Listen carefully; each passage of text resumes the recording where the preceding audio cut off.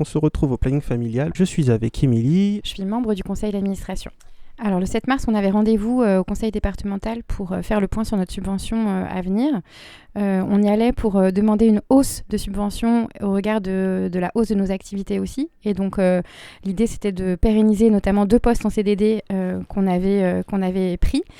Et du coup, le 7 mars est tombée la nouvelle de non seulement nous n'aurions pas d'augmentation, mais en plus, nous aurions donc une baisse de 10%, donc 47 000 € en moins sur notre budget. On vous a sollicité, on vous a demandé, non pas de l'argent, mais votre soutien. Pourquoi ?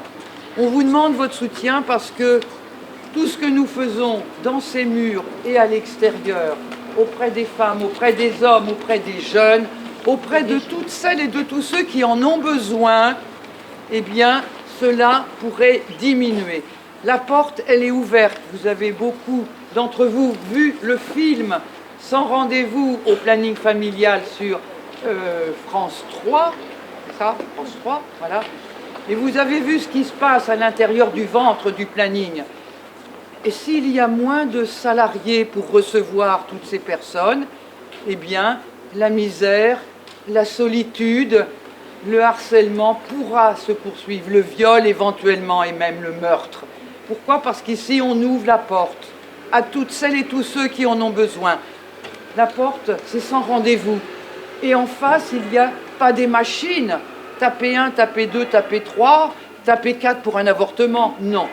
Ce sont des salariés qui sont là, bienveillants, bienveillantes, qui écoutent ce que l'on dit.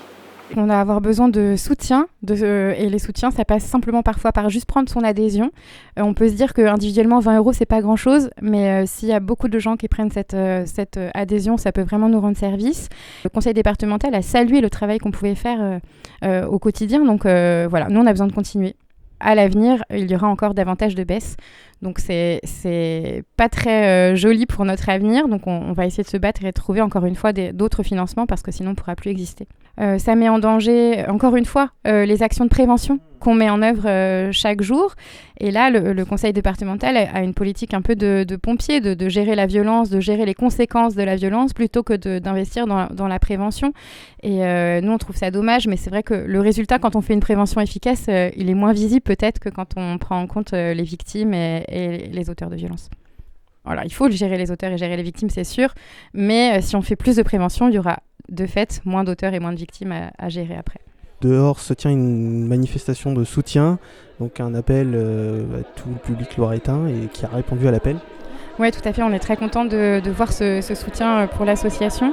Ça dénote encore une fois notre succès et notre importance sur le territoire. Voix forte, voix féministe, voix qui